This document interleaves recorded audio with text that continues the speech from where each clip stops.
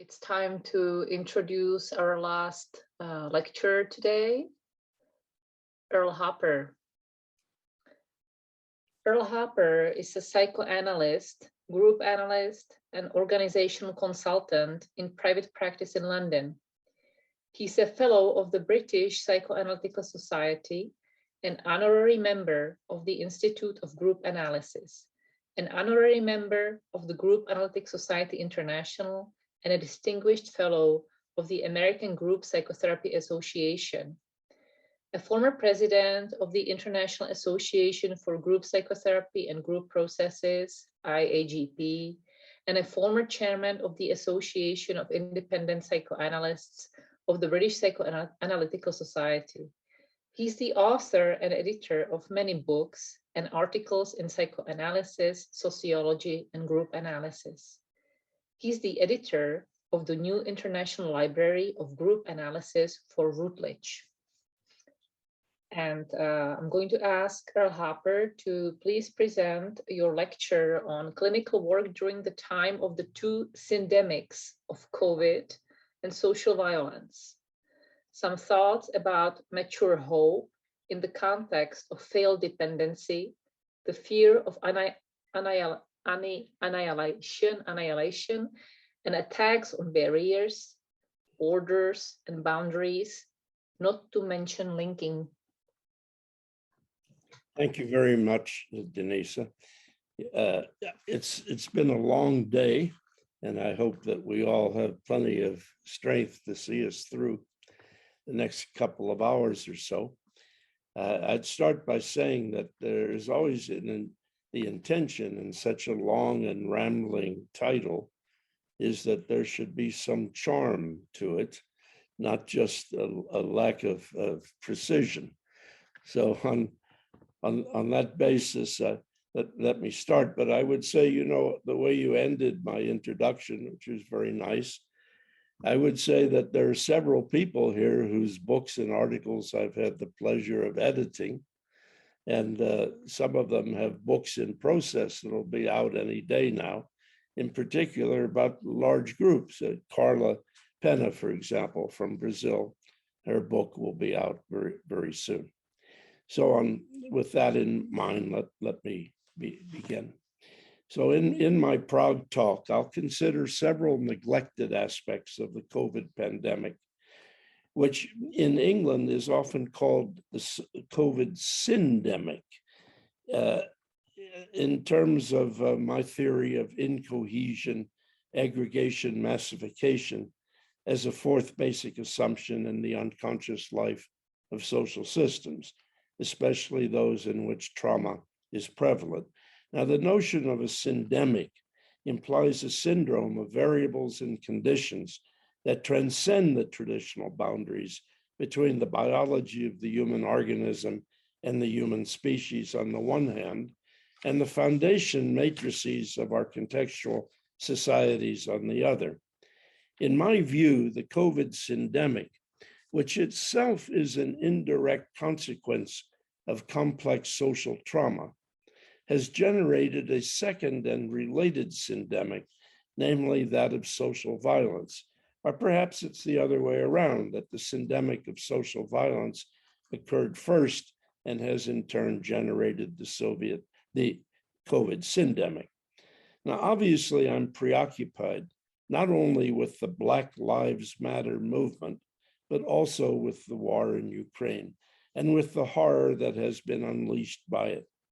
I believe that these patterns of social violence are interrelated, no matter that they are located in different parts of the world in a geographical sense.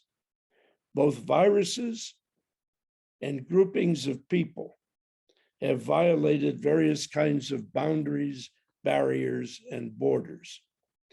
Now, in the second part of my presentation, if I have the time, I will in fact consider some aspects of mature hope, communication, and community in our responses to these patterns of social violence. I'm particularly interested in the shift from remorse to relational reparation. Now, I would remind you that according to my theory of the basic assumption of incohesion, aggregation massification, which many of you have heard me speak about off and on for 20 years or more. Failed dependency is the essence of trauma, and in turn, the fear of annihilation, which involves the intrapsychic dynamics of fission and fragmentation in oscillation with fusion and confusion. And aggregation is a manifestation of fission and fragmentation, and massification is a manifestation of fusion and confusion. Aggregation and massification are in oscillation because one functions as a defense against the anxieties associated with the other. Processes of fundamentalism and scapegoating are the twin pillars of massification. Intolerance and its vicissitudes can be understood in these terms, as can various patterns of social violence. In the context of this theory, which I've just put in the nutshell the size of a little hazelnut, which, believe me, has cost me dearly, I would nonetheless hypothesize that the COVID syndemic, or what the former President Trump has called the China virus, is unconsciously experienced in terms of what Freud called the return of the repressed, Fairbairn called repressed objects, and Lacan called the return of the real. Where from? From a negative social psychic retreat, which is located in the so-called East, into which and into where they have been scapegoated. Now you understand that I'm working or trying to work here in an unconscious register. I'm not a solicitor talking to you about historical truth. I'm a psychoanalyst and group analyst talking to you in terms of what I would call narrative truth. Now, these people and groupings are confused with the various mutations of the COVID virus. Following the rupture and dissolution of the boundaries of their desert, these transgenerational viral scapegoats are thought to have returned to the scene of their sacrifice in order to haunt those who they deem to have been responsible both for the negative projections into them and into their ancestors, and for their subsequent exclusion from the dominant group. Scapegoating processes do not end with sacrifice and exclusion, but with the return of those who have, directly or indirectly, through their ancestors, been sacrificed and excluded, and with the relations that then ensue between them and the establishment.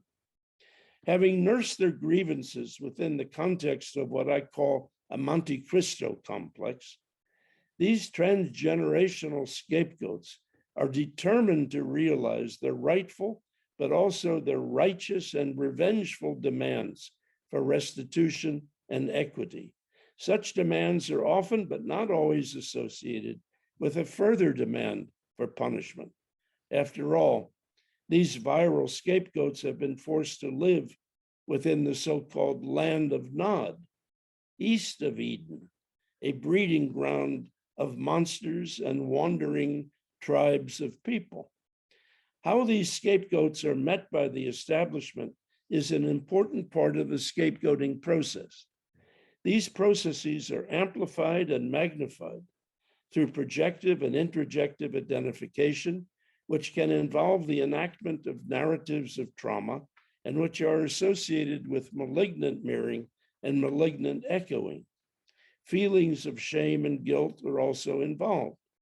At the present time, the establishment of many Western societies struggles with what is generally called BIPOC, which is a nihilism for Black, Indigenous, people of color, but really often boils down to so-called difficult women and rebellious young people, among other groupings, who both are and are who feel themselves to be oppressed and exploited. This is a dynamic association and not merely a statistical coincidence. Of course, these processes are overdetermined, but the unconscious dynamics of them are often overlooked. The dynamics of chosen trauma are, of course, relevant. I would like at least to mention some recent clinical material from my slow open therapy groups and from my psychotherapy work that I think is indicative, if not actually illustrative, of my general argument. Just very briefly, just to give you a flavor of what I'm talking about. The members of my group of Shoah survivors, which I've had since about 1992, I suppose, have become, they're very old now, but there are some new members that I replace them as people die or leave. They've become very agitated. Agitated is the right word. Agitated depression is probably the correct diagnosis. They report that their children have also become anxious about anti-Semitism. And it seems that they fear that trouble is brewing and that Jews are always vulnerable to this. They are like the proverbial canary in a coal mine. In fact, there have been more reports than usual of outbreaks of anti-Semitism in England, for example, in Jewish areas of London and in university student societies, especially where there are large numbers of students from the Middle East.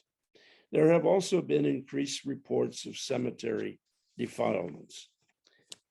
Another one of my groups of adults, including psychotherapists, rejected a new member of the group who was a BIPOC woman from a country in the Middle East.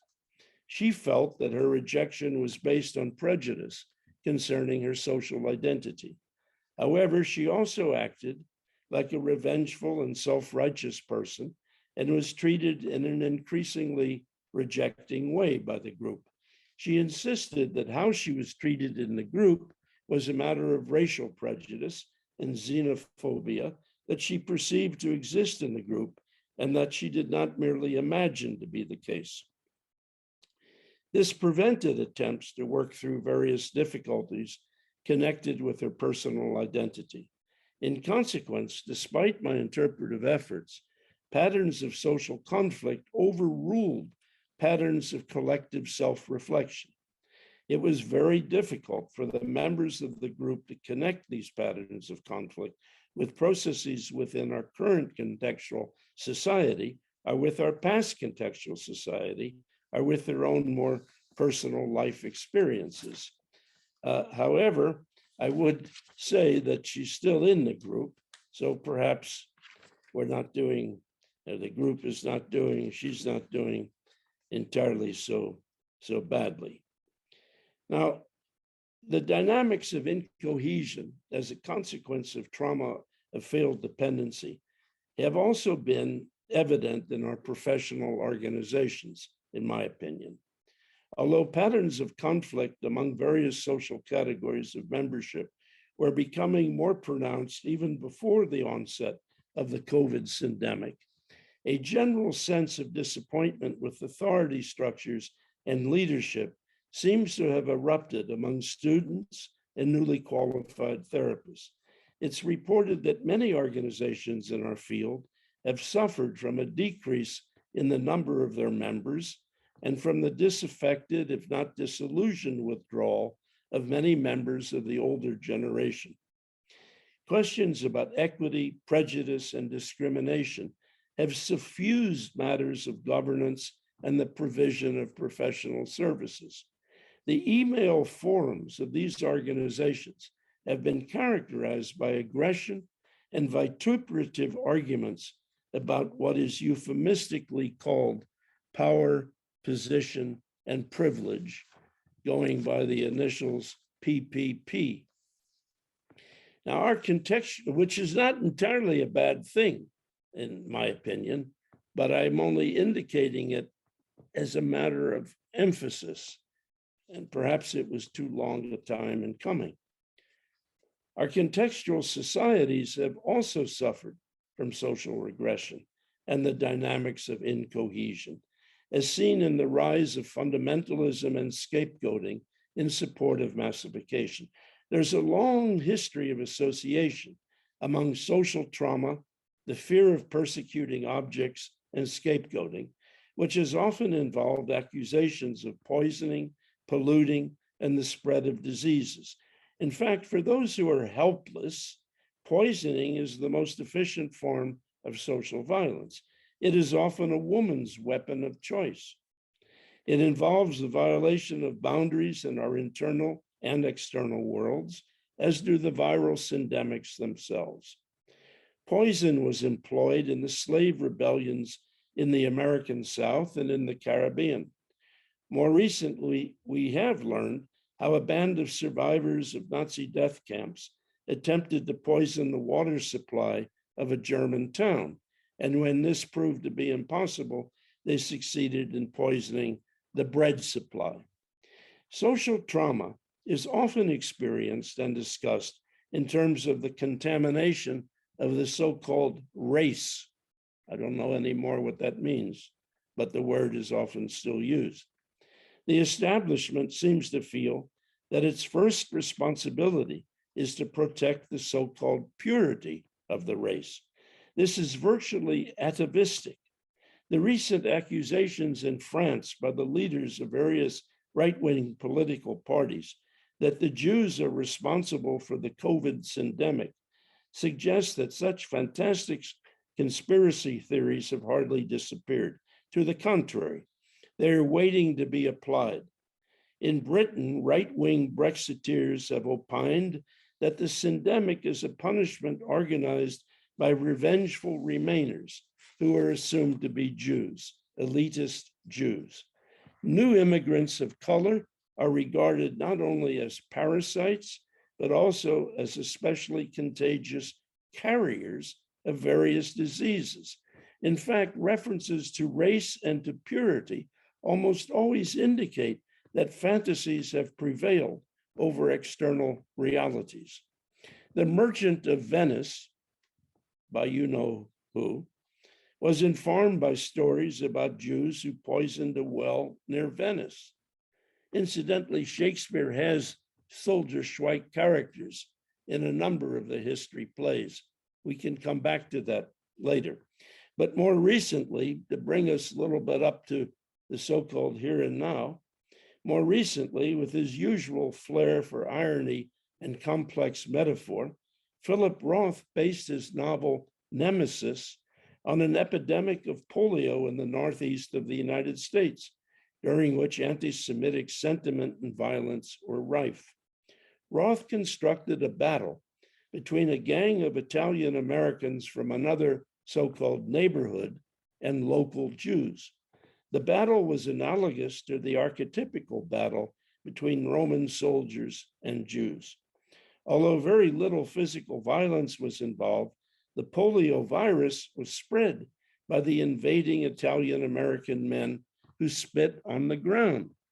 The local Jewish youth leader, who was one of the heroes of the novel, and I want to come back to that because I suppose he was a hero, but you could call him a personifier of a particular role that was unconsciously co-constructed in the situation. And a personifier is not necessarily the same thing as a hero, but maybe he was both. I can't remember his name for some reason or another. The local Jewish youth leader decided to clean up the sputum. Through this act of self-sacrifice, however, he contracted polio and his life was changed forever. This is an example of Roth's sense of irony, which I think is relevant still. In La Peste, Camus was aware of processes of equivalence within the tripartite matrix of any social system. The foundation matrix of the contextual society, the dynamic matrix of a particular group within it, and the interpersonal matrices of the participants in it, which is something that Gerhard mentioned in the very opening lecture. The novel, La Peste, in the novel, rats and fleas refer to Nazi collaborators and sympathizers, which really was a kind of ironic reference to the description of Jews by Nazis as vermin. Eventually, these vermin and parasites returned to the sewers and other subterranean spaces, not to be entombed and encapsulated forever, but in order to hibernate. Today, we would also regard these pests and parasites as punishments by Mother Earth for our continuing to pollute her. I have no doubt about this, that La Peste could be rewritten in terms of what we are doing to Mother Earth in parallel to what was done to Mother Society, but that takes us somewhere else. Although the Black Lives Matter movement emerged and erupted in association with the COVID syndemic, the war in Ukraine seems to have emerged and erupted almost exactly in association with the apparent retreat of the COVID syndemic, or at least the first waves of it. As the death rate and the severity of the COVID syndemic declined, the leaders of Mother Russia have led an invasion of the West. It's not clear to me whether the response to the COVID virus was filtered through the lens of the scapegoat who returned from the East, from the land of Nod, or whether the response to the scapegoats who returned from the East is now filtered through the lens of the virus. Of course, we know it works both ways. Nonetheless, it is difficult, or is it? Perhaps it's not difficult to experience Putin as a scapegoat who has returned from the East, partly because it would seem that he regards himself as such, unconsciously as a kind of personifier of a scapegoat who has returned from the East. Now, I would like to present a few details of a woman who is in the 5th year of a full psychoanalysis. She is the granddaughter of Jewish immigrants from the Ukraine who regarded themselves as refugees. She is 65 years of age and is herself a grandmother. She has been divorced for approximately 1 year and is suffering from the embarrassment caused by her well-known former husband having remarried a much younger woman. Well, of course, what is he going to do? Talk about reality. During the early phases of COVID, she became phobic about viral contagion. She began to use gloves and masks and to change them very often. She then became obsessed with attempts to avoid immigrants, and especially people of color, Africans, West Indians, and Asians. Now you understand, I don't see her in person. I see her now only on the screen, but 5 times a week. Now, given the depth of her anxieties, she experiences these intruding immigrants not only as like viruses and carriers of viruses, but also as actual viruses.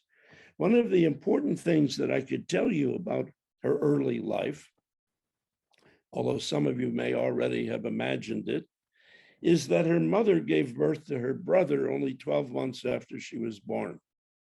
She feels that her brother displaced her in the affections of her parents, especially in the affection of her father. She has always regarded her brother as a dirty and disruptive monster. I'm quoting. But lately, she has referred to him as a thief of her inheritance. A few weeks after the invasion of the Ukraine, she became obsessed with anal masturbation. She has fantasies of being anally raped and then giving birth to fecal babies, who she imagines will be monsters. I have suggested that these monsters are what I call hybrid objects, who do not fit into natural social categories with her own community, are into social categories which would be natural in her community. And subsequently, recently, she's become more and more preoccupied with narratives concerning the rape of German women in Berlin by invading Russian soldiers after World War II.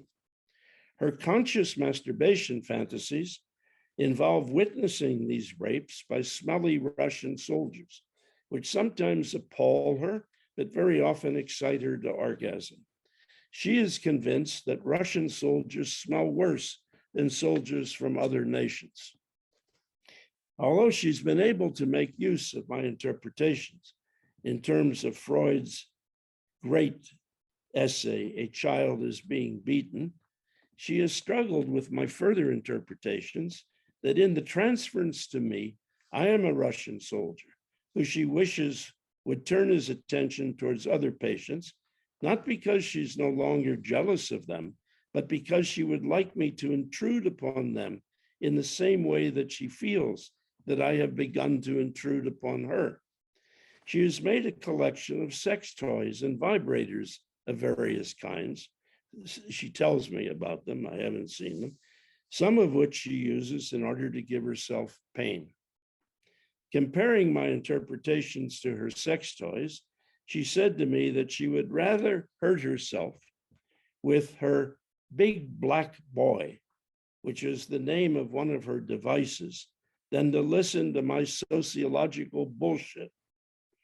Now, naturally, I have tried to take up some of this material in connection with her father, her brother, her former husband, and me, but I've also tried to connect these relations with her anxieties about the Russian invasion of Ukraine and the continuing war in what Snyder has called bloodlands.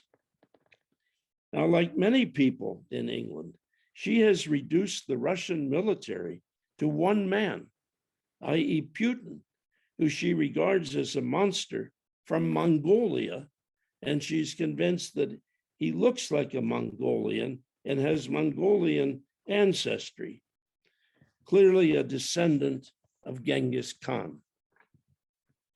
I've also tried to connect this current invasion with what she understands her grandparents to have experienced before they came to England. Now, this is an example of how, as both a psychoanalyst and a group analyst, I work in terms of all the cells in the time-space paradigm. I know that this kind of analysis risks my being misunderstood and of my being accused of individualizing and perhaps even trivializing the horrors of the invasion and the social and political regressions that have followed from it. However, I hope that you understand that I'm trying to make a general point about the psychoanalytical and group analytical understanding of unconscious aspects of traumatogenic processes, the dynamics of incohesion, our abilities to cope with them, and ultimately to make creative use of them. I suppose that it will not hurt in our subsequent discussion, as I now want to turn to something a little bit more optimistic, if I report that during the last couple of weeks, the patient has told me with some pleasure that she's accepted an invitation to go out to dinner with an old friend whose wife died a year or so ago. Now let me turn to the second part of my talk tonight on hope, communication, and community. Now, I feel that especially in the context of such work, it's very important for us to try to keep hope alive. I don't just mean in a religious sense. I mean in terms of holding projections which patients may themselves not even be conscious of, especially in the context of the syndemics of viral diseases and social violence. As a psychoanalyst, I associate myself with the views of Fairbairn and Winnicott, who argued that what he called the antisocial tendency is based on a true deprivation and on a loss of something good. The enactment of the antisocial tendency is really an attempt, he argues, to gain restitution from the personal and the environmental mother. It is characterized by an element in it which compels the environment to be important. And Winnicott argued that ultimately the antisocial tendency implies hope, although he did not define what he meant by it, as usual, I would sort of say. But I also appreciate the somewhat later work of Rycroft, who noted that in English, hope is usually defined in terms of desirous expectation. He argued that where there is life, there is hope, and where there is hope, there is life. In the beginning of life, hope is directed towards the breast and its contents. As the poet said, hope springs eternal in the human breast.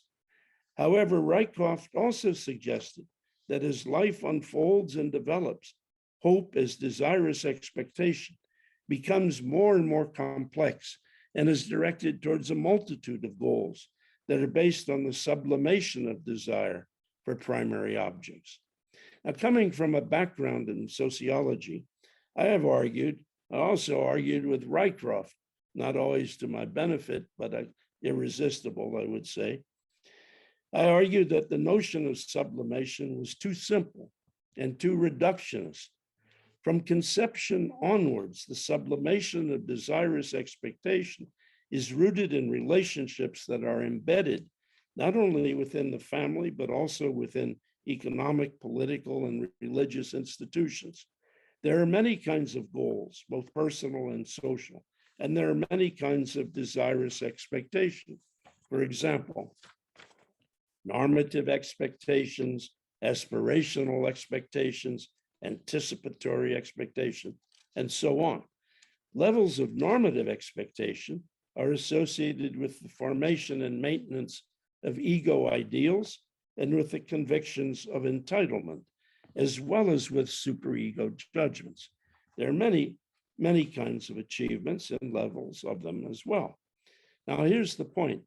Variations and discrepancies between levels of achievement and levels of normative expectation with respect to objects that have been valued as goals are associated with variations and feelings of relative deprivation.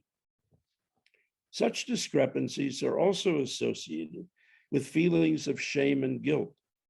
Although I will not be able to consider these processes here, I would like to emphasize that I'm aware of how complex these dynamics are, and there are various forms of them, various etiologies of them. But in order to cope with these feelings of deprivation, people are likely to engage in various forms of instrumental adjustment or coping strategies. When people are blocked from full access to political institutions, and/or when such institutions are systemically biased against them, people are likely to engage in forms of what I call instrumental adjustment, such as ritualism, retreatism, even criminality or rebellion. From the point of view of the establishment, some forms of instrumental adjustments are illegitimate and illegal and must be tightly regulated.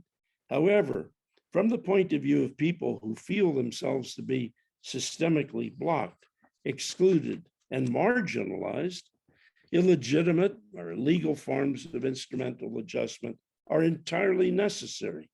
Not only are they a way of reestablishing connections with a lost maternal object and of continuing to live in a state of desirous expectation, they are also a way of maintaining and restoring a sense of social justice and natural order. Another form of instrumental adjustment, which might be called what I call legitimate innovation, kind of because I'm somewhat of a middle roader old man politically, although I wouldn't have called it legitimate innovation 50 years ago, I suppose. But it involves an attempt to change the situation that has given rise to the anxieties in question. In the context of legitimate innovation as a form of instrumental adjustment, I would like to define mature hope as the ability and willingness to exercise the transcendent imagination concerning the sources of feelings of relative deprivation and to the patterns of anxiety associated with them. As Sartre suggested, hope is more of a verb than a noun. The challenge is how to make the world a better place, while accepting the old adage that what can't be cured must be endured. In this sense, Hope is a psychological achievement, a step in the process of personal and maybe even social maturation. In order to exercise the transcendent imagination, it is necessary to move from a world characterized by wishes for retaliation, revenge, and restitution to a world characterized by wishes for reparation and restoration. This requires authentic mourning and remorse. However, the work of grief can hardly be initiated, let alone completed, in isolation from others. Processes of forgiveness are paramount, and these processes apply to social groupings as well as to persons.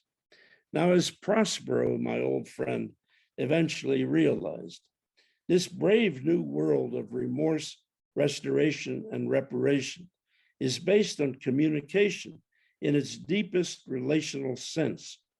As a group analyst, I associate myself with the ideas of Fuchs, who, in resonance with the ideas of Winnicott, suggested that what the establishment might regard as an antisocial act is often a way of trying to convey a crucial message.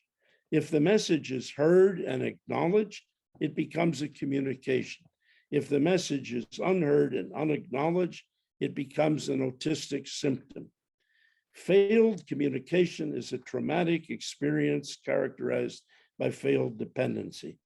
In fact, social violence is a profound complaint that the message of despair has not been successfully conveyed. Social violence is a consequence of social autism. I believe that Bion would have argued that extreme social violence involves a search for an external container who is strong enough to withstand the explosion of beta elements. Such explosions are associated with the fear of psychic death, which is more or less synonymous with nameless dread, aphaneisis, petrification, and so on. However, as we have learned from the survivors of Nazi death camps, the fears associated with social violence are at least no greater than those associated with psychic death.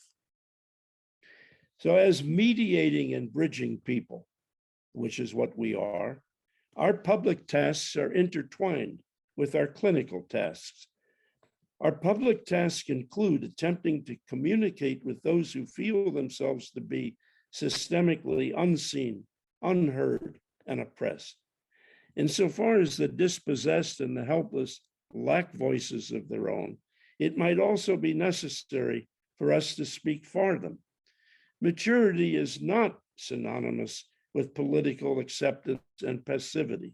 It's important to understand that envy is primarily an emergent defense against helplessness, for which we must all share responsibility.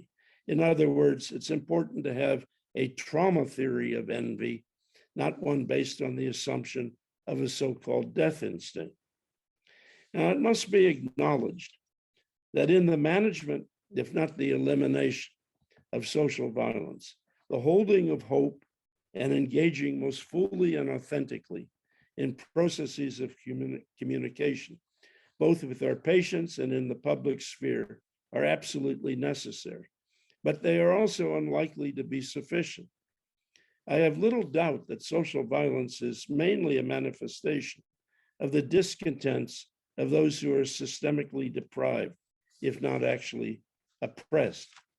Now, I would add that systemic oppression violates the sense of social justice and natural order, and is a continuous assault on personal integrity and self-respect. And therefore, it's absolutely necessary for us, even as psychoanalysts and group analysts, maybe especially so, to respond to the material and social sources of the discontent from which social violence originates. That said, it is important to acknowledge that sudden and extreme improvements in levels of achievement almost always lead to further and extreme discrepancies between levels of normative expectation and levels of achievement. And this is true for individuals, social groupings, and for societies as wholes. So raising levels of achievement of people and social groupings does not in and of itself bring about a sense of relative satisfaction. It's not easy to understand such anomic and anomogenic processes. Although raising levels of expectations is likely to involve changing sociocultural circumstances in such a way that expectations become relationally unregulated and therefore subject only to aspirational fantasies. Some psychoanalysts consider this to be an indication of the putative death instinct that will prevent us from ever having a sufficiently shared, widely shared sense of relative satisfaction. I myself regard it as more of a continuing struggle, and I have no evidence that the death instinct prevails, at least not forever and for very long. I would like to conclude with my optimistic view that what I've actually just outlined is a kind of argument in favor of more and more large group work of various kinds, that I know no other way to bring people together in a way that provides a context for talking about their comparative normative expectations, inequities, inequalities, and examining the relationship between the co-constructed roles that they are vulnerable to fulfilling and their vulnerability to being sucked into those roles. So I think I probably will end there, and knowing that we still have some actual large group work ahead of us. So, thank you. Thank you very much. Thank you, Earl. Thank you for your rich lecture and for bringing some hope to us, and at least the idea of hope. And now we have about 20 minutes again for discussion and questions.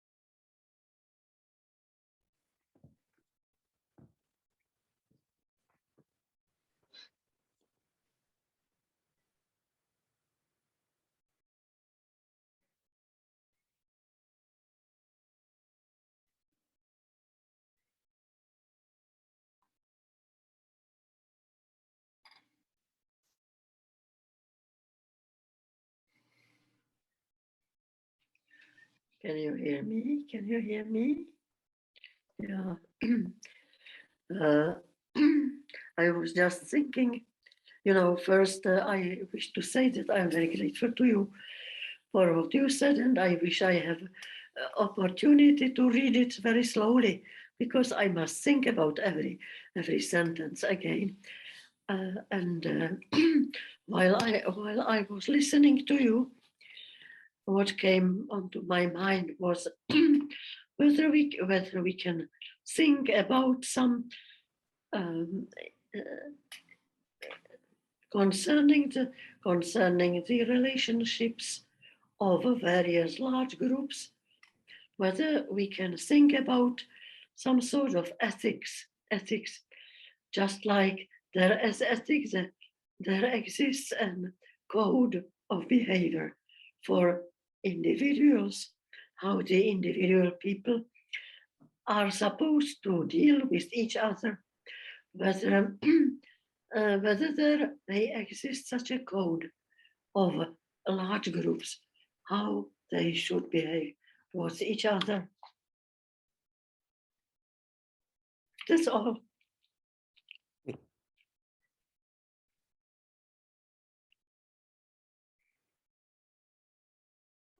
I just want to share an image. I am not sure if I will pronounce it well. It's from biology, this kind of complex roots of rhizome. I think is it in English, rhizome? As if you gave us through the lecture so many paths for hope in our professions. I'm really happy with your reminding on really careful, but feeling that they are there. And of course, it needs a lot of further work, but they are there.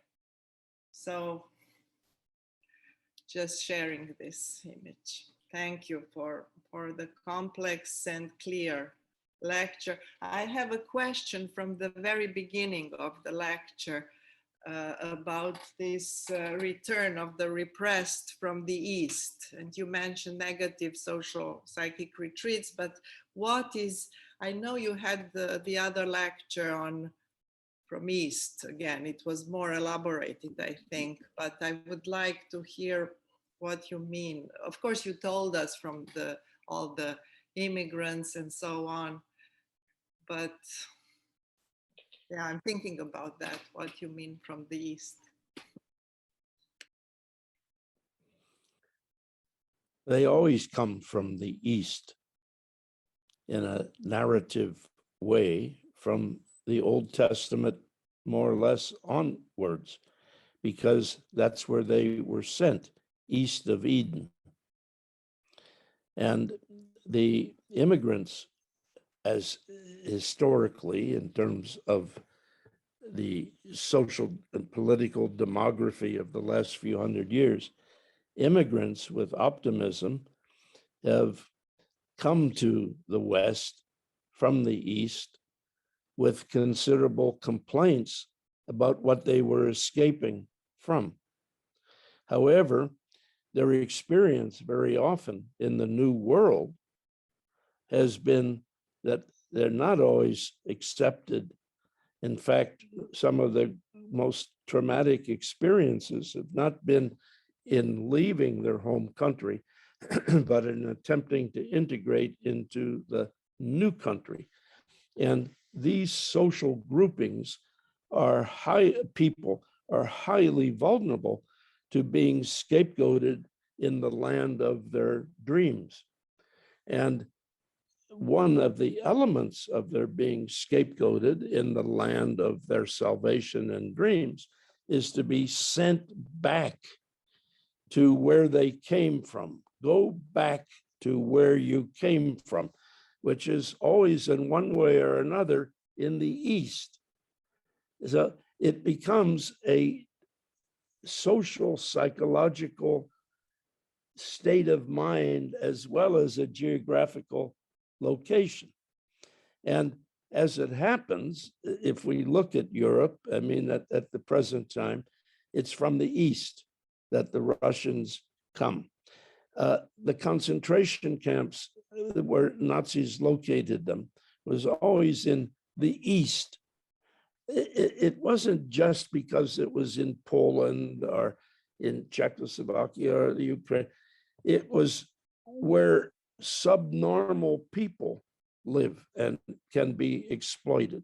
So the East has never been just a location. It's always been completely saturated and suffused with all sorts of assumptions about genetic conditions, monstrous people, disease-laden people, always dirty people, and so on.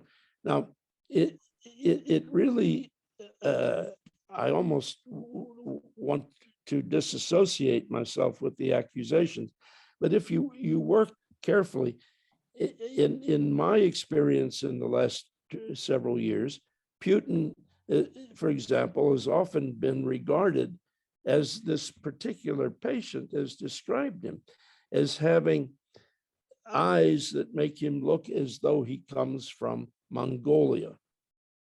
He's an invader.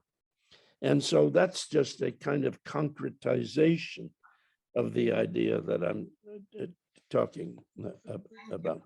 Thank you for clarification. That's how I understood. And of course, you are aware that in this location in Europe, it's different. Oh, sure. The meaning of East and West is, of course, different than this. I don't think it, in a certain way, it doesn't matter. But if you look at specific social systems and societies, one has to decide, I suppose, where the East is and where the West is. But maybe Earl, it would help if you added the word symbolically.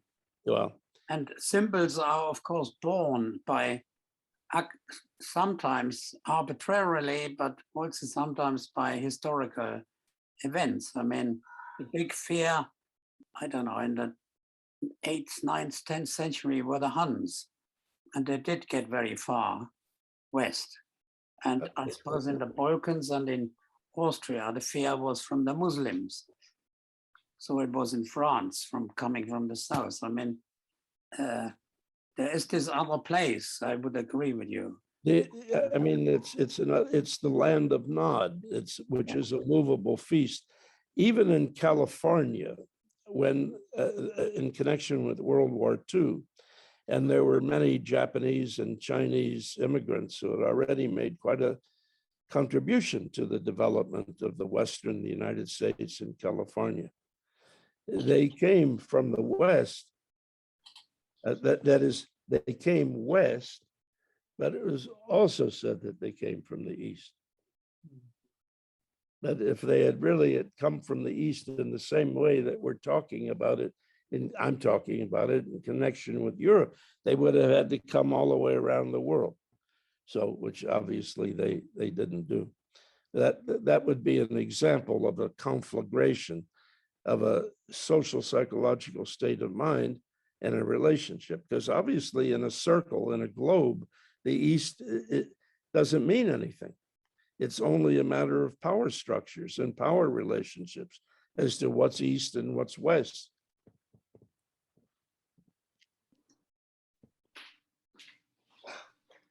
Oh, thank you very much for your presentation. I see your thinking on this topic improving each time I listen to you, and I was thinking much on the social violence and connecting it with the blindness of Oedipus. And I was thinking much on what we are not also listening. We are blind, but we are not listening. Because when we talk about antisocial behavior in Winnicottian terms, in deprivation, we are not paying attention. You said that something very interesting, that if communication is not possible, we will find an autistic symptom and social autism. And I was thinking much on what we today, because failure dependency increased, and what we today are unable to see and to listen. We don't listen to the suffering of people. No, so this is something that I think it's worse now. Maybe because not only because we are more individualistic, but because perhaps life is more difficult today or something or other things. So I'm grateful for your presentation, and also because you always talk about mature hope, and also it brings us at least in fantasy, the idea that we can do something in our groups and in our work. So thank you.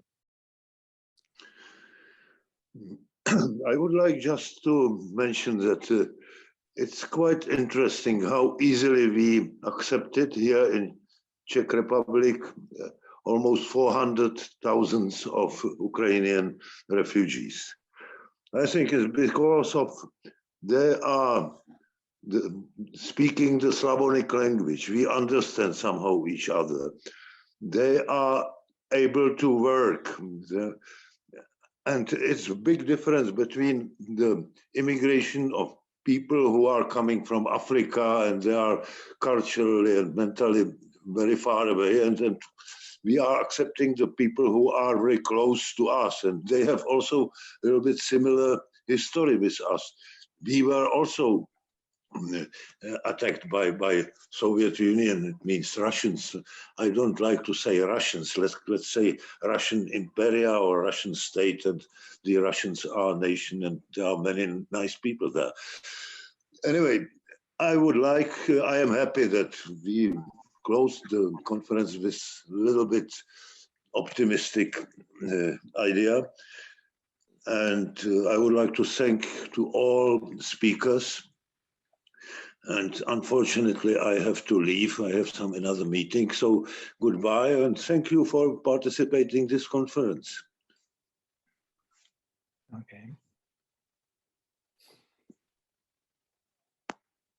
Václav, thank you for your words.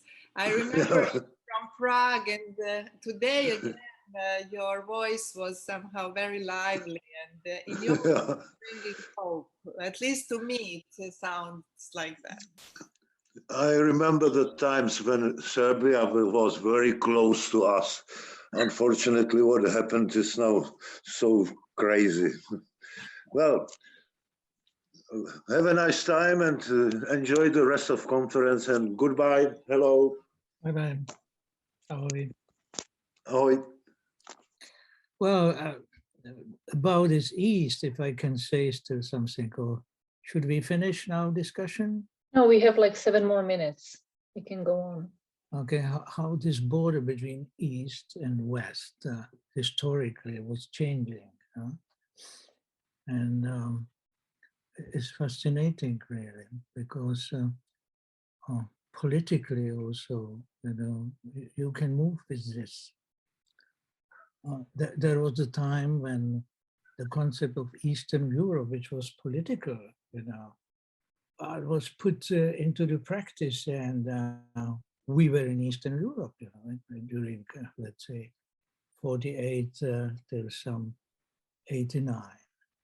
And so what I want to say is that something really happened with us, that being shifted, to the East, so to say. And that there had to be, and it still is some process how we are moving from this political East, to the West. And so I wouldn't say that it's very easy, because we were a post-totalitarian state, and 30 years of, let's say, recovering from that. We quite well remember, this history. And I would like to say something. I feel slightly difficult saying it because I've got COVID, and so I've had to drop in and out. I haven't got it seriously, but enough to put me to bed from time to time. But I'm very disturbed. I think Earl has brought in the notion of scapegoating. And I feel very much that the thing about East and West and Jews and non-Jews and all this sort of thing creates a kind of bubble, because I think the scapegoating was also about China, and is also about the Black and brown refugees who are crowding the shores as well. And because the war in Ukraine is something closer to us, I I would just like to say to Helena that I was brought up on the good soldier Shrike in our household. He was a very important figure for a lot of the reasons that people have said about relationship to authority. But I somehow feel that what Earl may have been hinting at, or he may not have been, who knows, is that there is a scapegoat somewhere. And maybe the scapegoat is Ukraine, maybe it's the Jews, maybe it's the Black and brown refugees. What is going on around us? The social violence is in the UK and in the world is not just limited to a particular area. And the history that we have to confront in the UK about colonialism means that our responsibility towards Black and brown people at the moment seems to mean that we want to send them back to somewhere black called Rwanda. Like the hostility that's going on between different peoples is what I think is about social violence. So although I feel a lot of pleasure in what has been said and the amount of imagination people have put into their talks, I feel it's somehow put the shit underneath somewhere. Well, I don't know whether the shit has been put underneath, but I would pretty much completely agree with what you've just said. Right. Well, I didn't know whether you were referring to that in terms of the Chinese. What I'm after here is the mix of hostility and fear. And so I asked myself, what is the nature of this such widespread and deep fear globally, which I think is connected with the fear of annihilation and widespread social trauma. And so it's what I'm suggesting is that there's almost a constant universal search for the for the object who we are fearful of and who we want to scapegoat again. So I see this unconscious connection between the virus as returned scapegoats. That's the only hypothesis that I have, well, apart from, well, there are several others, but why they are so primitively feared. And I'm suggesting that unconsciously, they're primitively feared because they are experienced as having returned. They are scapegoats who carry a desire to retaliate. Yes. And it's we that project onto all sorts of people.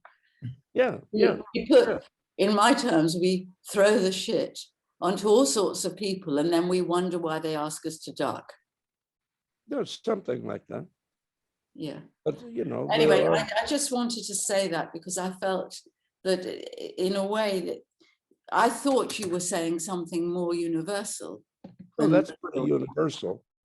That's pretty universal, to have fear and hostility looking for an object. But if they have dark skin or they're different in many other ways, I didn't go into that right now. I didn't. Well, you did in your group, I thought. And you did in your clinical example, I thought, and in your mentioning PPP. And I think that it's probably very different when you're sitting next to Ukraine and you're in Finland, or you're taking people in from Prague, the return of the repressed from the war, the very recent wars really dominate. But we need to add, if we're here in the UK and we're talking about large groups, that the return of the repressed for us has to do with colonialism.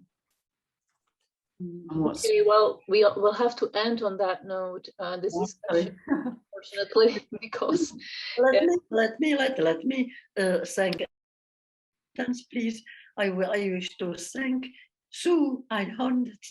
Sue, thank you for coming. I was happy to see you here. I'm sorry I wasn't here more present, but I had one of these universal problems, COVID.